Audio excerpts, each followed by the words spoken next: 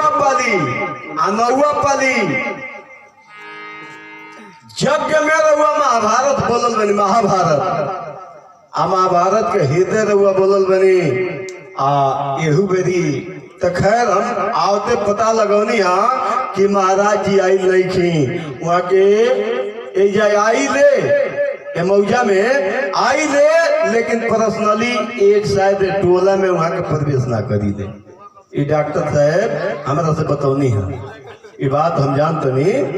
ऐसे जौन बात अपने समान शांति बनाई एकाग्र चित होके ये बात पर ध्यान दे हम तेरा हुआ सबन के बुझा जाए। जे महाभारत का कहला महाभारत का चीज है हम तो महाभारत बोले के नावे ना लीले चूंकि कुछ कारण बा पीछे ऐसे आई रउआ सबन के थोड़ा सा बाहर के महाभारत अर्जुन भीम नकुल सहदेव पांचों पांडवा गलत हो सकेले, लेकिन कुछ अंदर के महाभारत पर थोड़ा सा ध्यान दिया।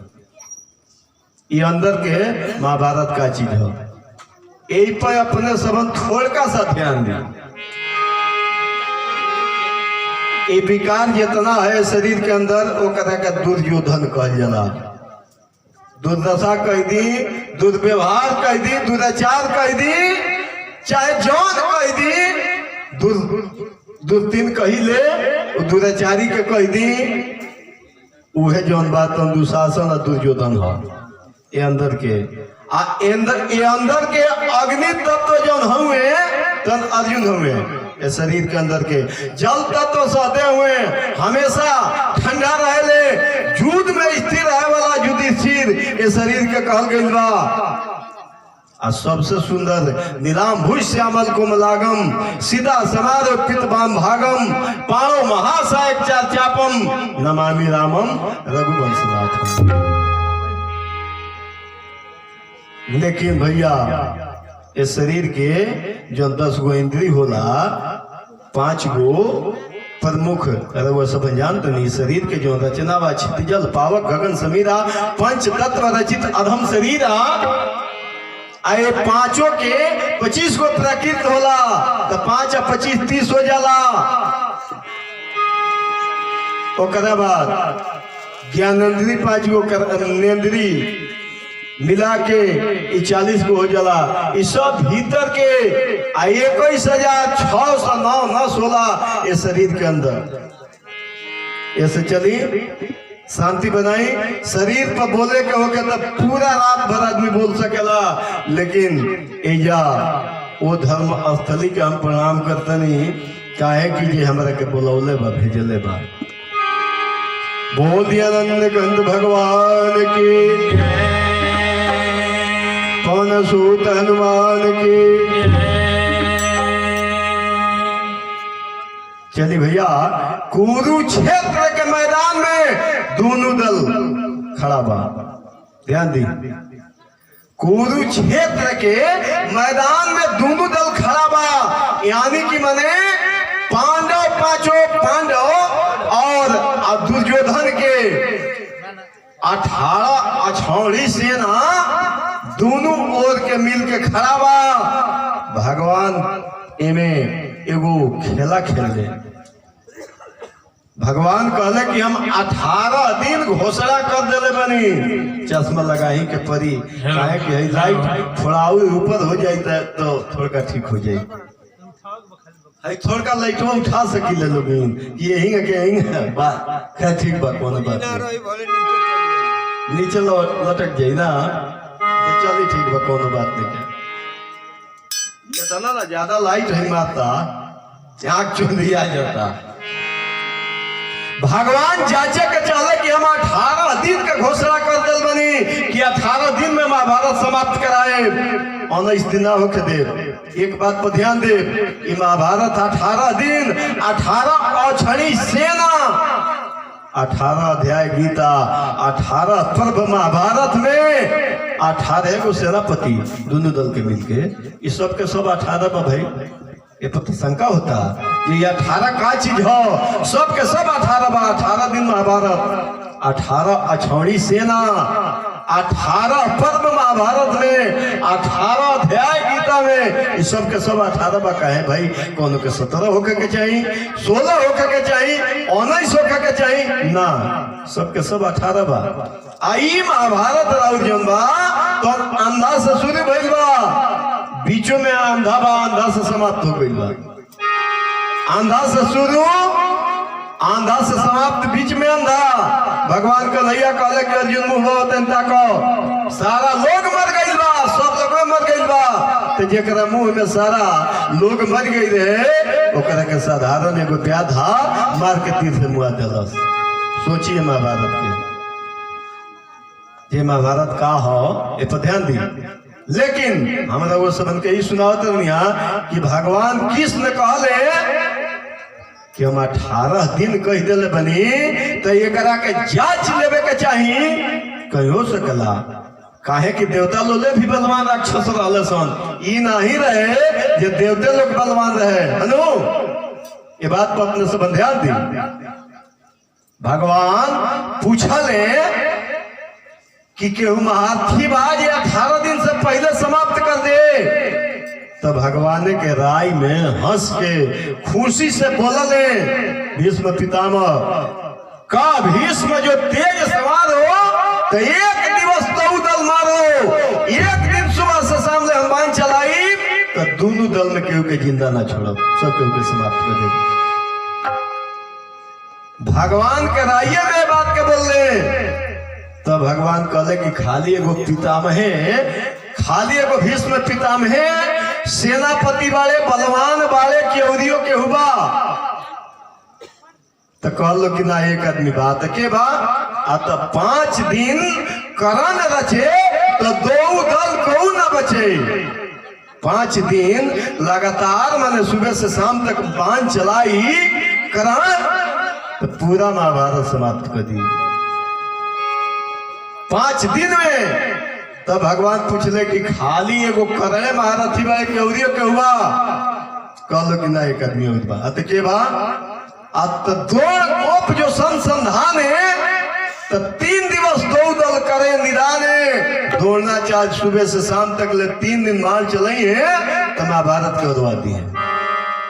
अच्छा तो ठीक बा, खाली दौड़ने चाहे सेनापति वाले केवरियो के हुआ दौड़नी 3 दंड 2 दल करे निदान 1 से 1.5 घंटा ले बाण चलाई असोथामा तो दोनों दल के सुधा दी धरती में।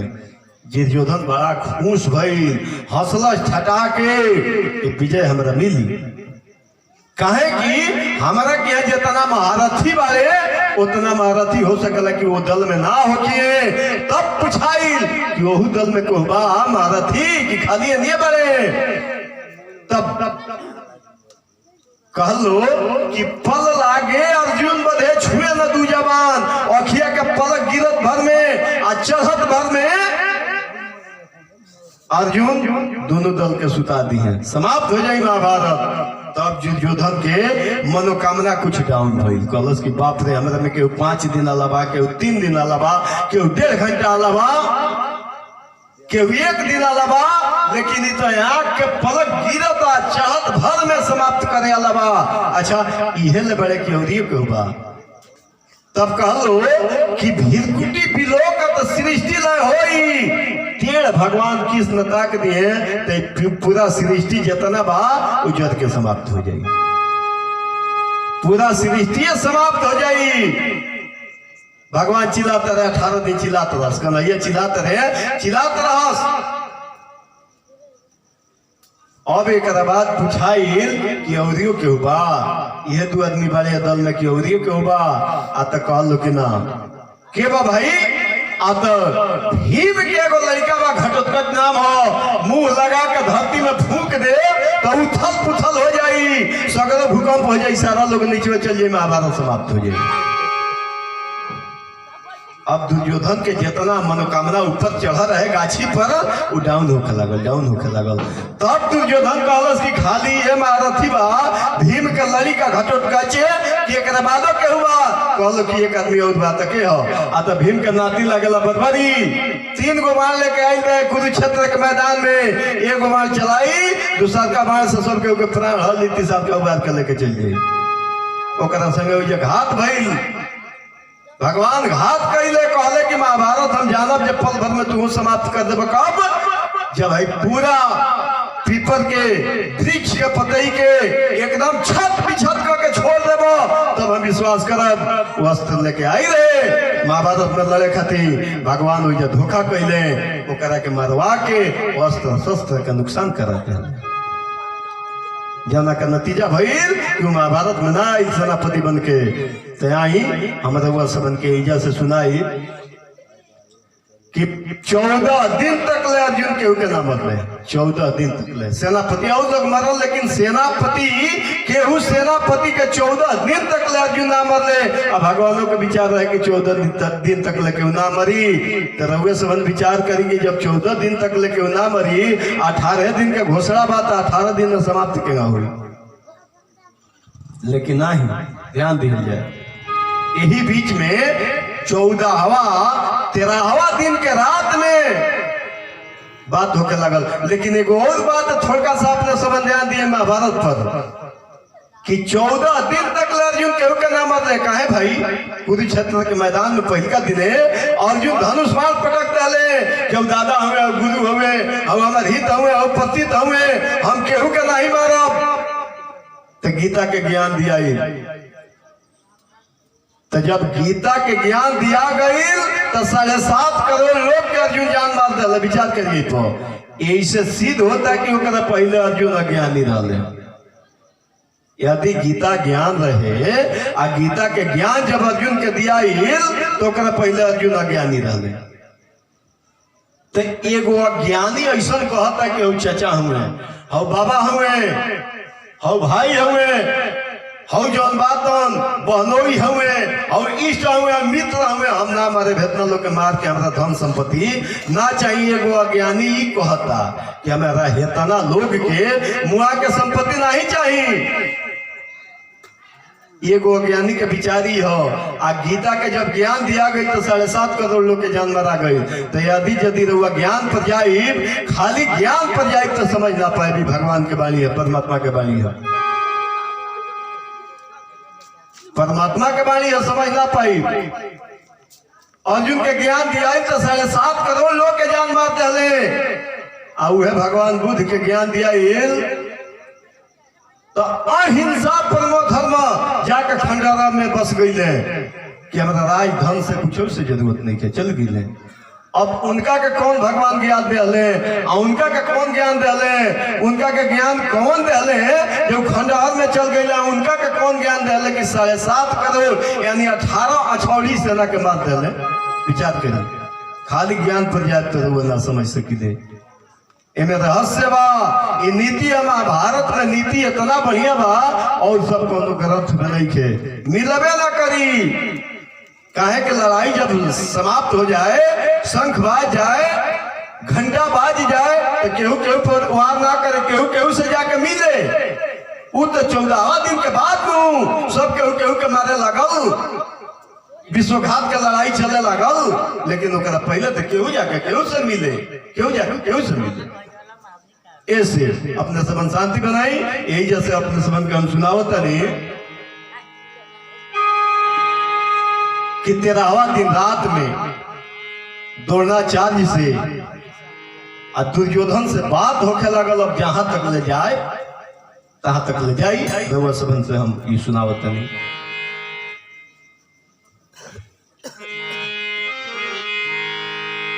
तेरहवां दिन के रात में बात भैया कि हस्तिनापुर में कौरव दल के सजल रहे दरबार। हस्तिनापुर में कौरव दल के सजल रहे दरबार और गुरुद्वार से दुर्योधन महाराज कहे ललकार कि रणभूमि में मार गिराई वीर हजार ये सरकार 1,000 वीर के रोज मार देतनी समाप्त कर देतनी हमार मात्र दुश्मन 5 गो रह गए बड़े रात में कहत रहे कि रणभूमि में मार गिराई वीर हजार हजार, एक एक हजार लोग के रोज मार देता नहीं, काहे नहीं पांडव पांच के कहले कि काहे नहीं पांडव पांच के रण में दिले मार, एक एक हजार लोग के रोज वो काहे मारते नहीं, का दिक्कत बा, का बात बा? ये 5 गो मुदैये बड़े, 5 गो मुखालिफ हमर बड़े, 5 गो दुश्मन बड़े, एक आदमी के मार दी हम जीत जाई महाभारत। हजार हजार लोग के जब बिना नाजायज के आदमी बा ओकरा के काहे मारते हैं, वो का दिक्कत बा, का रवा मती में भइल बा, वो 5 गो सुन के मारी हम जीत जाई। तब द्रोणाचार्य कहले कि आवा है ना, नेरा आवा तारा कान में कहीं आज हम बात बड़ा ढेर दिन से मन में रख ले बनी, चलिए नेरा आवा।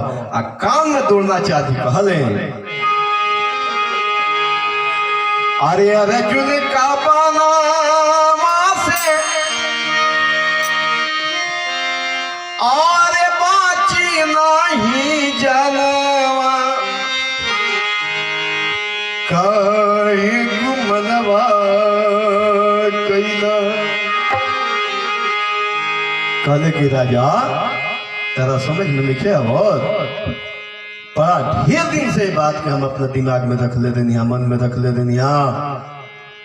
कान खोल लो, आ कान खोल के सुन लो, आ सच्चाई है बा।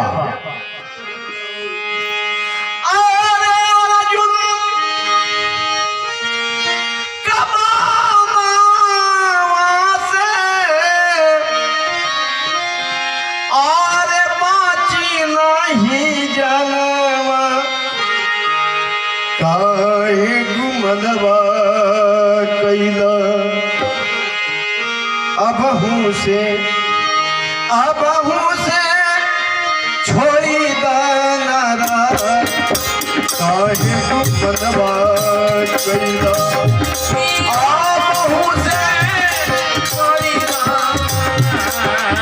काहे गुमनवा कैला, अबहू से छोड़ी दाना काहे गुमनवा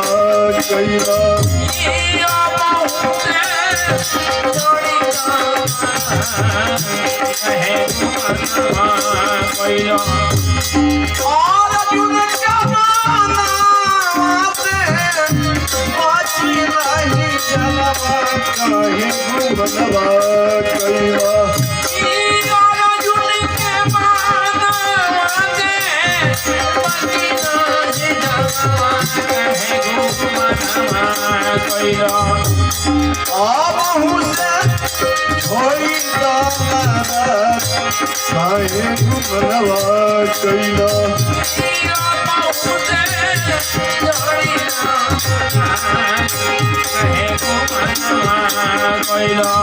कहले कि राजा तारा समझ में नहीं खे,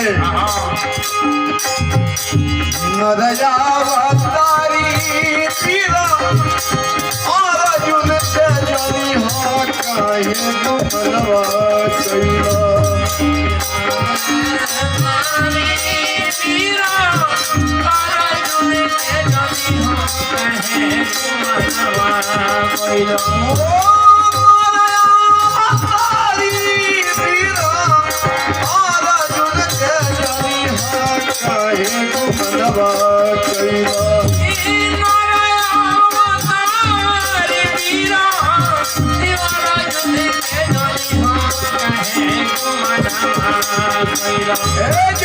तुम्हारे का कहत हमरा की बहुत दिन से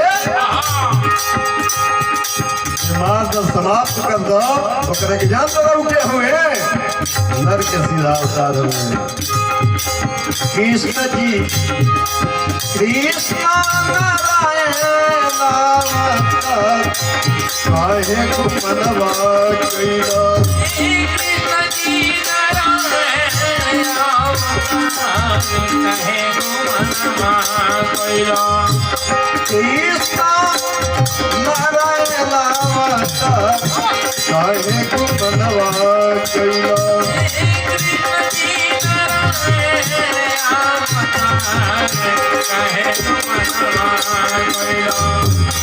अबहू से छोड़ी दाना काहे मनवा कैला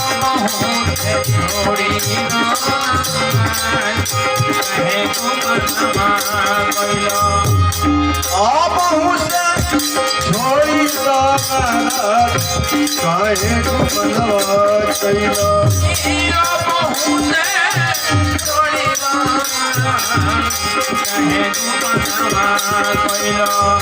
काले गुरु दोलना चाहिए राजा पांडव लड़ैया में भी जय नहीं पैबो कहीं मनवा कैला पांडव लड़ैया में भी जय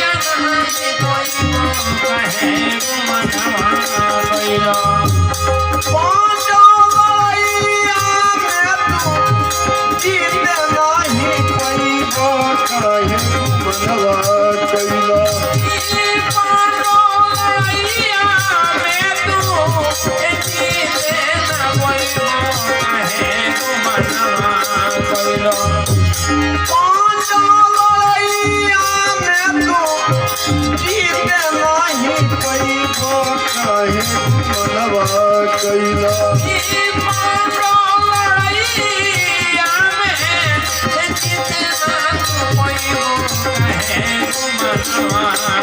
ये करवाए कृष्ण राघवा काहे मनवा कैला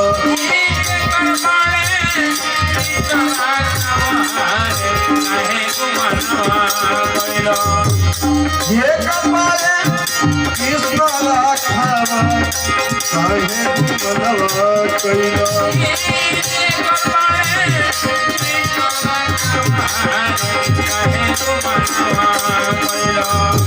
आपहु से छोड़ी काहे मनवा कैला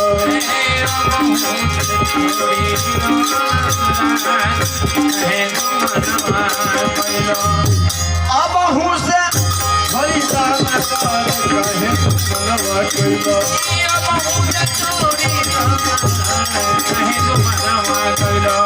आपहु से छोड़ी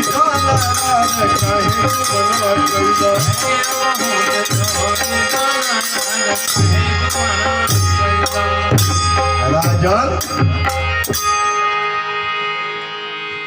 कान खोल के सुन लो कि सबका के जीत सकेला लेकिन अर्जुन के जीतल कठिन बा जब ई बात द्रोणाचार्य कहले कि गुरु है दोनों दल के जौन समझ में बात आई तो समझौनी समझल या ना समझल तारा मन के बात बा जब ई बात सुनल दुर्योधन तो 20-25 को गाली दिलस कहलस अरे हम नहीं बुझानी कि करब तू घटियाए गुरुजी कहलस कि हम जान गई नहीं ये तारा मन में पापा घात बता अंदर हम समझ ना पानी ये बात के आज खुल गई बत्ती आए गुरुजी आज ये बात के हम समझ गए कि पांचों भैया पांडवरिया तो हर बातें मती आए गुरुजी अंदर से तू उन्हें बोलता रहो बाहर शरीर लेके हमारा उससे बारो आज हम समझ के गई नहीं ये बात के अला भीख मांगा दिया हमारा घर में अपना लड़का के लेके हमारा अन खिया के अपना लड़का के हमर बना देला आज लड़ाई के मध्य में बानी बीच में हमारी केंद्र में बानी तो हथियार डाल रहा बड़ो हमरा के डेमोलाइज कर रहा बड़ो आज खुल गई बत्ती आए गुरुजी पानी का संग हती आए गुरुजी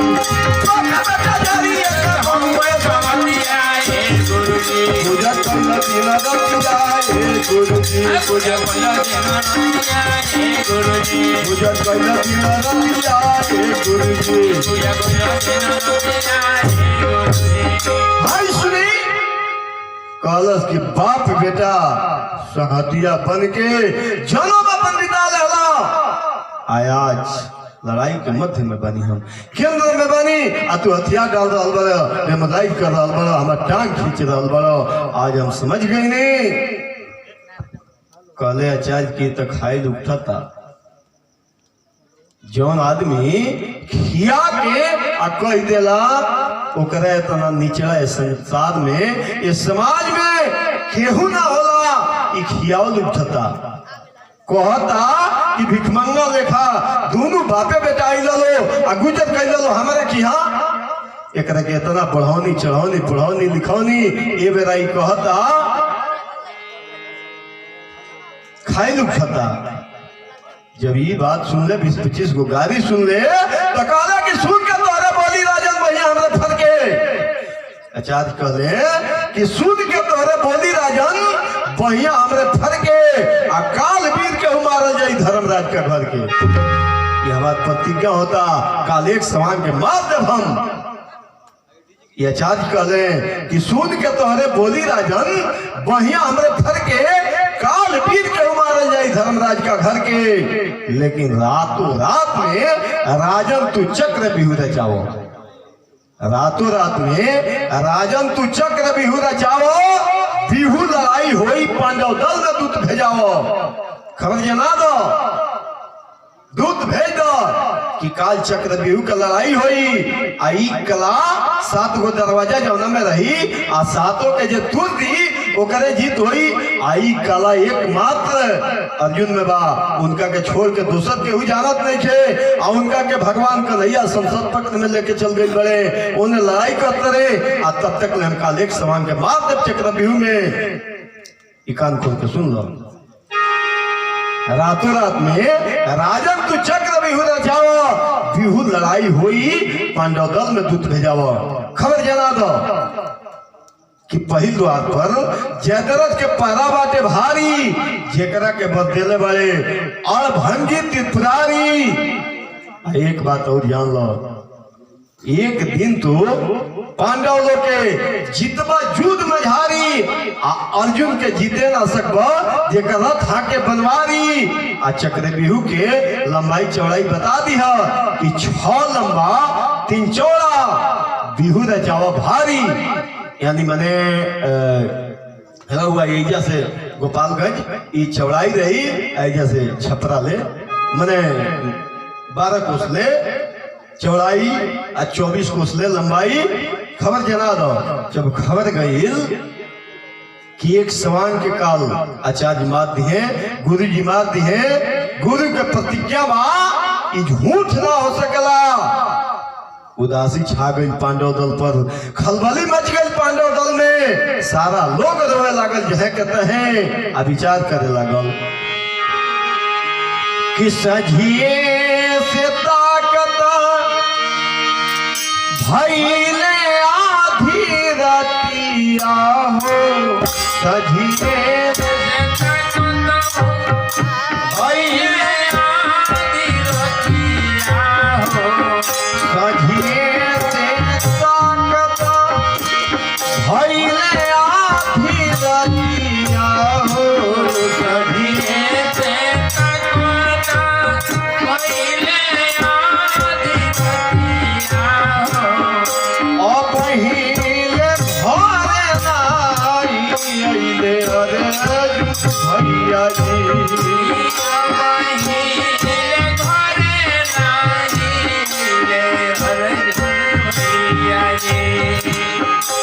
बहिले घरवा मयले कन्हैया जी,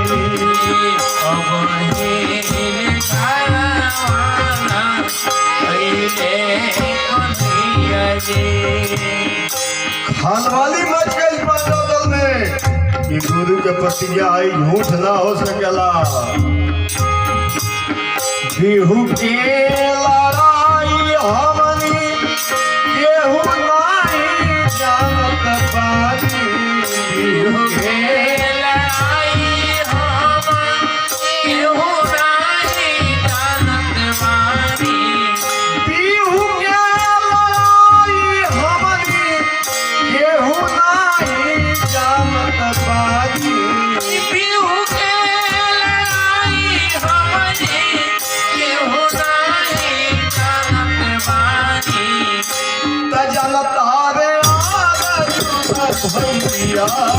भैया जी तुम्हारे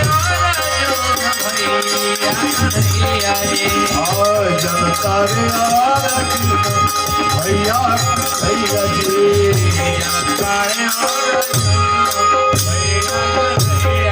और जनता रे भैया भैया जी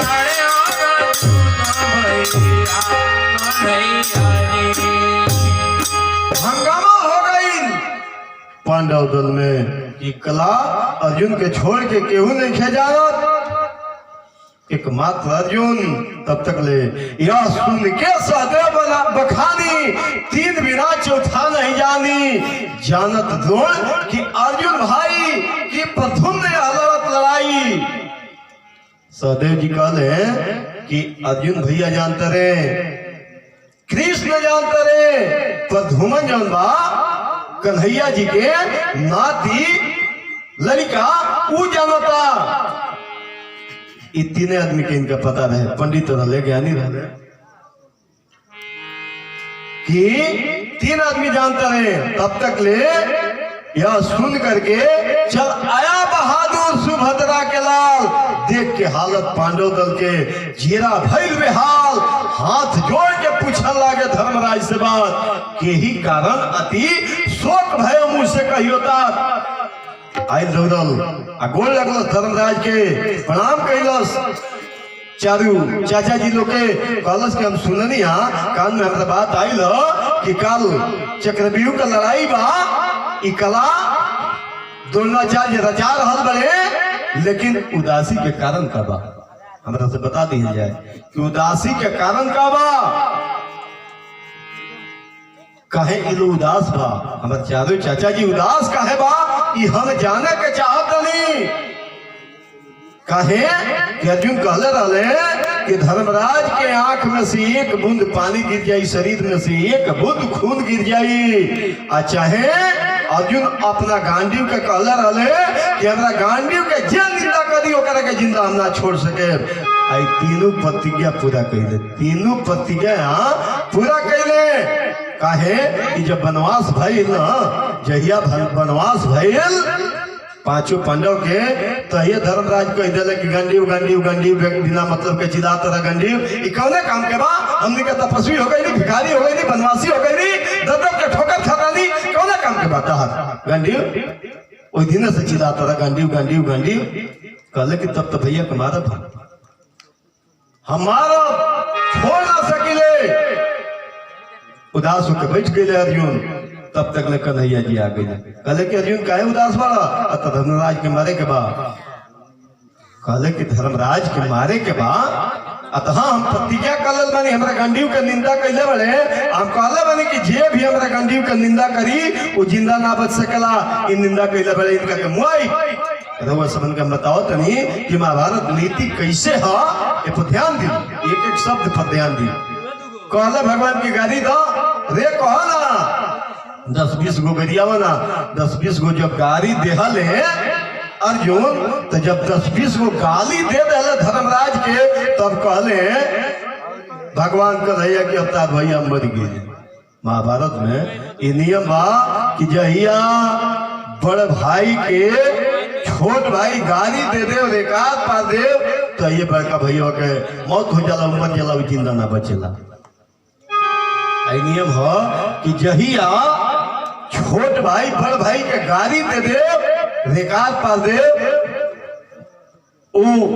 अनाप शराब कुछ बोल दे बड़ भाई के ओई दिन ओकरा आत्महत्या कर लेवे के चाहिए चीता बना के जर जाए के चाहिए कहले अर्जुन कि जब हमार भाई मर गए तो अब हम चीता बना के जरब काहे कि जिंदगी कौने काम के जहिया छोट भाई बड़ भाई पर ताक दे आंख उठा के तब छोट अब जी काहे खाती कहले कि अपन प्रशंसा अपना मुंह से कर देखिए महाभारत में कितना नीति बा कितना बढ़िया बढ़िया बात बा रामायण में भी रहुआ ना पाए भ्राता श्री दादा श्री चाचा श्री श्री एकदम लगाओ बा ये रामायण में नहीं क्या लगाओ महाभारत पर हम बोलते नहीं महाभारत में बताते रहुआ सबन से कि कहले कि आपन प्रशंसा अपना मुंह से कर आत्महत्या हो जाई आपन प्रशंसा अपना मुंह से कर, आपन बड़ाई कर। आपन बड़ाई जे करेला मुर्दा आदमी है, मरल आदमी है। 14 गो लक्षण गोस्वामी तुलसीदास जी रामायण में रामचरितमानस में लिखले बड़े कि कौल काम बस कृपिन विमूढ़ा, अति दरिद्र अजस्य अति बूढ़ा, सदा क्रोध बस संतत क्रोधी, विष्णु विमुख सुरति संत विरोधी, तन पोषक जीवन अगखानी, जियत 100 सम 14 प्राणी। 14 गो लक्षण जेकरा में होखे वो मुर्दा है, जिंदा कौन बात के बाजी। 14 गो लक्षण में से एक और दुगो होता तो मुर्दा हो। जब आपन प्रशंसा अपने मने न धले, अब रहुआ अपना मुंह से अपन प्रशंसा करत रही और प्रशंसा के यदि रहुआ पात्र बन जाए तो तारा लोग प्रशंसा करी, आकाश प्रशंसा करी, धरती प्रशंसा करी।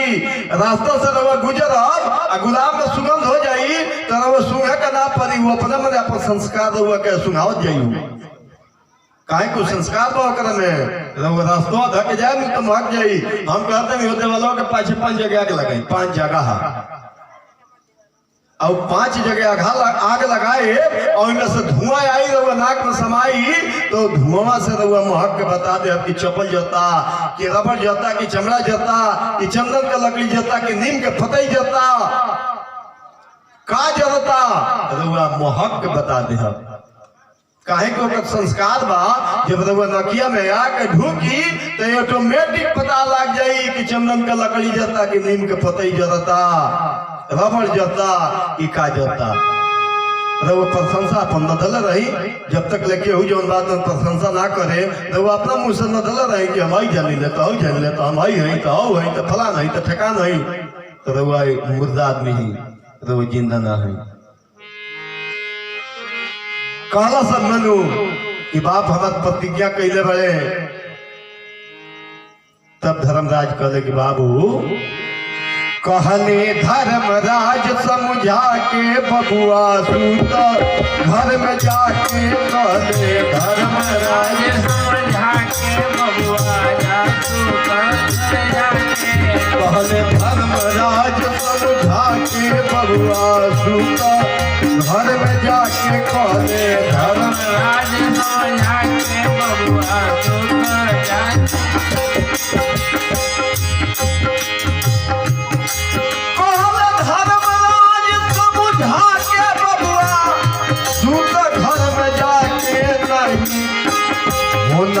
तोहर मान के बाटे लड़ाई बबुआ जी, नाही तोहरा मन के बाटे लड़ाई भैया जी, नाही तोहरा मान के बाटे लड़ाई बबुआ जी, नाही तोहरा मन के बाटे लड़ाई भैया जी।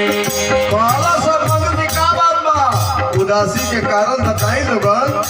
हम सुननी लड़ाई का हलवा हमारा पिताजी नहीं खान चल गए बड़े संसद में आगुल दौड़ना चाहत की चक्र बिहुदा चले बड़े कारण उदासी के काबाई लोग सबन बताई। धर्मराज कहले कि बाबू होना ही तोहरा मान के बाटे ई लड़ाई बबुआ जी, नाही तोहरा मान के बाटे ई लड़ाई बबुआ जी। चाचा जी कहे हमरा मान के नहीं का बात बा।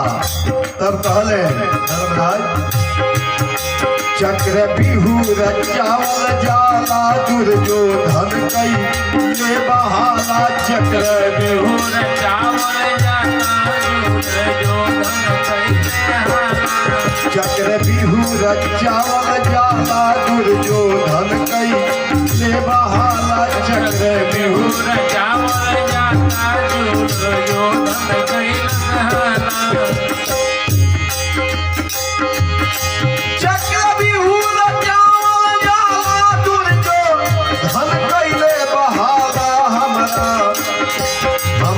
घर के बिहने पीर के ऊपर जाई बबुआ जी, हमारा घर के बिहने पीर के ऊपर जाई बबुआ जी, वो हमारा घर के बिहने वीर के ऊपर जाई बबुआ जी। हमरा घर पे केहू वीर प्राण मर जाए बबुआ जी। पहले धर्मराज के बाबू ई गुरु के प्रति के आज झूठा ना हो सकेला। हमारा घर के एक समाज का जरूर मत जाइए, का हो जाए बेटा आपके कुछ समझ में नहीं आओ।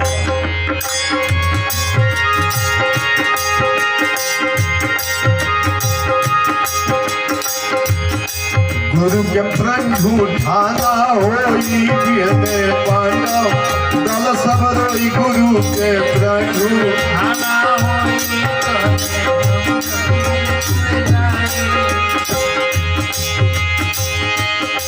गुरु के प्रण झूठाना होई बिहने पांडव दल सब रोई बाजे हो बाजे हृदयानंद कौर दल बधाई बबुआ जी। बाजे हृदयानंद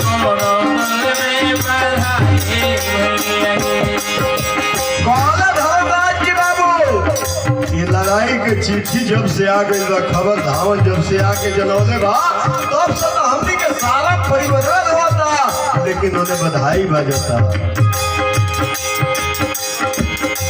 यही से आवत पारवाई नहीं अइले पांचों भाई, यही से आवत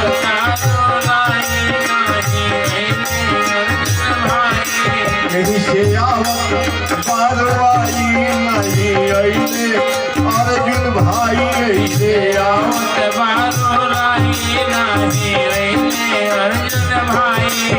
यही सब के दवाई आवता कि अर्जुन के छोड़ के काला के दोसर केहू जानत नहीं जाए। काला के कालिए प्रयोग कर दिल बाड़े आया धरातली हो गई बा बेटा, हम यही से रोत नहीं जा लेके संसप तक में चल गई लेकिन हाई बबुआ जी। होले के संसप तक में चल गई लेकिन हाई बबुआ जी।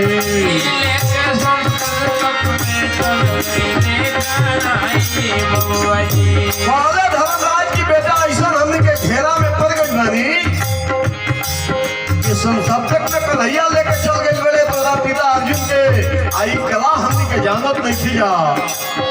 संकट समैया रे पेरिया बाबू भइले गई, संकट समैया रे पेरिया बाबू भइले गई, संकट समैया रे पेरिया बाबू भइले गई, संकट समैया रे पेरिया बाबू भइले गई। अरे सगरो जगरिया हमरे लागत माया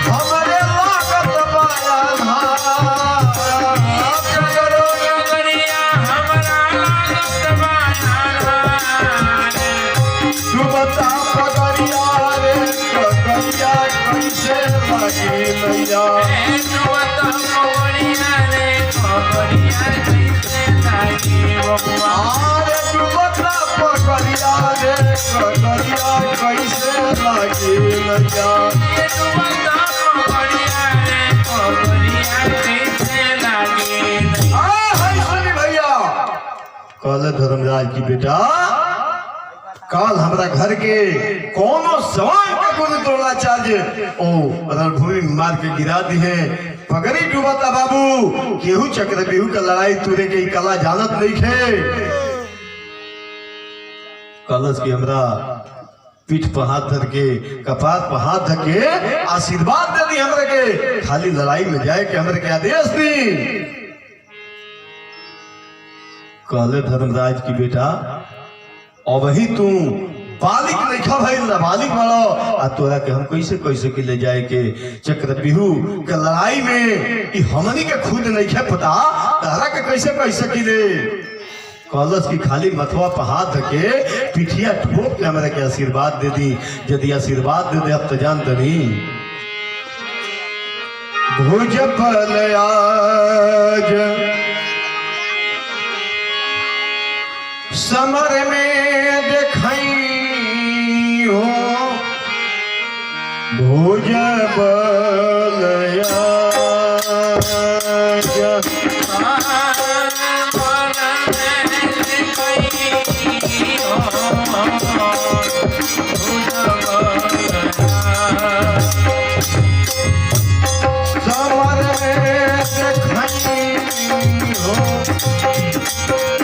भुज बल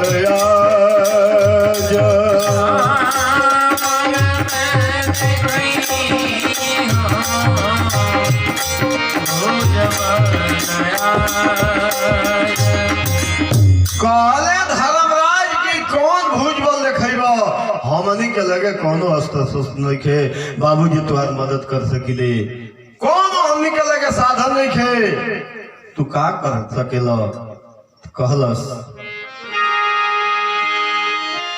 कि बानन मारी गगन पत्थर को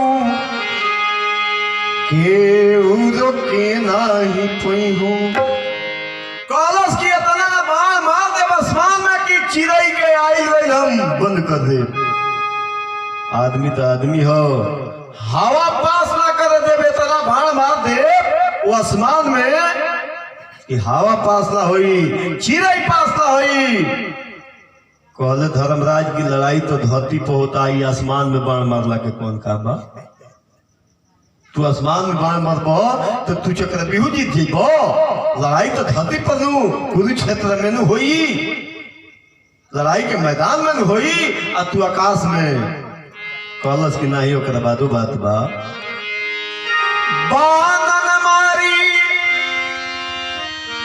गगन पत्थर को पंछी उड़े नहीं पइहू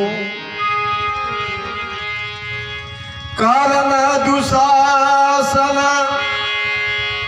शकुनी जो हो कहलस कि खाली हमरा माथा पर हाथ रख के हमरा के आशीर्वाद रउआ दे दे कारण दुशासन शकुनी जो हो यदि करण आ दुशासन शकुनियो चलिए यो समय में हमारे सामने तजाम तरीका हुई एक परिणाम तब तीनहु के मारी गिरई हो भुज बल आज समर में देखई हो भुज बल आज समर में देखई हो भुज बल आज कालस की करण दुशासन शकुनी यदि हमारे सामने आ जाए काल तो मार के धरती में गिरा दे खाली आशीर्वाद दी जाए कि इतना नहीं छवरे दुआरिया सहज हम तुरबो केहू के नहीं पइहो कहलस की 6 गो दुआर हम तू देहब कि छवरे दुआरिया सहज हम तुरबो केहू के नहीं पइहो इंद्र वरुण कुबेर यदि हो यदि इंद्र वरुण आ खजाना के मालिक कुबेरो चलिए तो जान तरीका होई कितना हूं के स्वर्ग भेजई भुज बल आज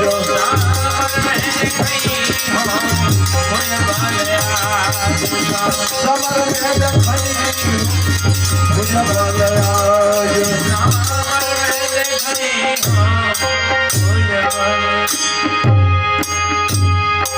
खाली माथ पर हाथ रख दी पीठ ठोक दी जब तक मात की लाज नहीं कुल मर्यादा मान नहीं जो खोकर जिंदा रहता है वह शत्रु है संतान नहीं खाली हमरा पीठी पर हाथ रखी माथा पर हाथ रखे आशीर्वाद दे दी हमरा के तो जानते का करब हम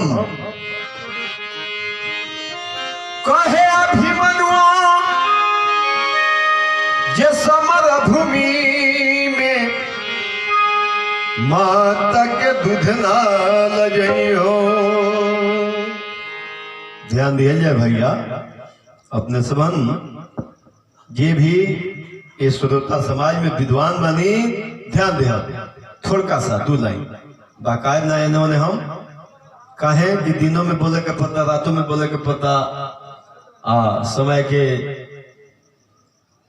तकाजा में समय के नियमावली में रह ठीक रही।